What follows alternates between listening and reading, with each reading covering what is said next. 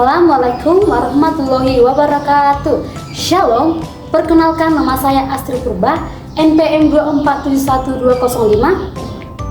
Prodi saya Hortikultura dan jurusan saya Budidaya Tanaman Pangan. Di video kali ini, saya ingin menjelaskan tentang perbedaan jenis-jenis KTI. Sebelumnya, teman-teman tahu nggak apa itu KTI? Nah, di sini saya juga ingin menjelaskan apa itu KTI. Selamat menyaksikan. Karya tulis ilmiah. Karya tulis ilmiah adalah tulisan atau laporan tertulis yang memaparkan hasil penelitian atau pengkajian suatu masalah oleh seseorang atau sebuah tim dengan memenuhi kaidah dan etika keilmuan yang dikukuhkan dan ditaati oleh masyarakat keilmuan. Jenis-jenis KTI. 1. Artikel. Artikel adalah tulisan berisi pendapat subjektif penulisannya tentang suatu masalah atau peristiwa. Dalam konteks ilmiah, artikel adalah karya tulis yang dirancang untuk dimuat dalam jurnal atau buku kumpulan artikel yang ditulis dengan tata cara ilmiah dan mengikuti pedoman atau konvensi ilmiah yang telah disepakati. Artikel ilmiah diangkat dari hasil pemikiran dan kajian pustaka atau hasil pengembangan proyek. 2. Makalah. Makalah adalah karya tulis ilmiah yang menyajikan suatu masalah yang pembahasannya berdasarkan data di lapangan yang bersifat empiris objektif. Makalah biasanya disajikan dalam sebuah seminar atau dipresentasikan di kelas atau tugas perkuliahan. Makalah juga diartikan sebagai karya ilmiah mahasiswa mengenai suatu topik tertentu yang tercakup dalam ruang lingkup suatu perkuliahan.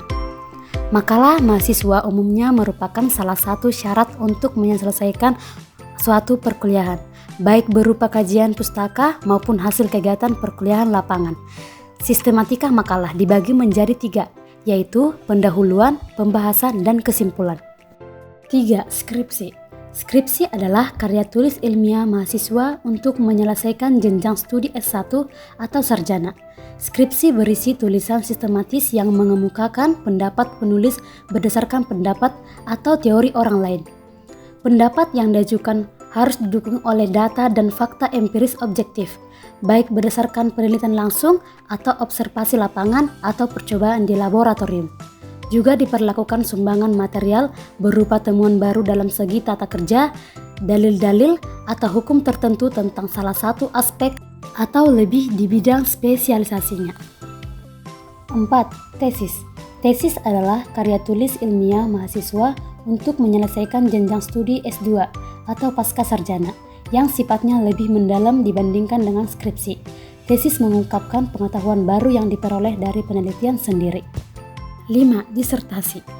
Disertasi disebut juga PhD thesis adalah karya tulis ilmiah mahasiswa untuk menyelesaikan jenjang studi S3 atau meraih gelar doktor atau DR yang mengemukakan suatu dalil yang dapat dibuktikan oleh penulis berdasarkan data dan fakta yang sahih atau valid dengan analisis yang terinci. Disertasi ini berisi suatu temuan penulis sendiri yang berupa temuan orisinal. 6. Laporan penelitian. Laporan penelitian KTI adalah laporan tertulis yang berisi hasil penelitian atau kajian suatu masalah. Ciri-ciri KTI: 1. Menggunakan kaidah dan etika keilmuan. 2. Berisi data, fakta, dan solusi untuk menyelesaikan masalah. 3. Berisi fenomena atau peristiwa yang ditulis berdasarkan kenyataan. 4. Mencoba menjawab pertanyaan atau membuktikan kebenaran tentang sesuatu. 7. Kertas kerja.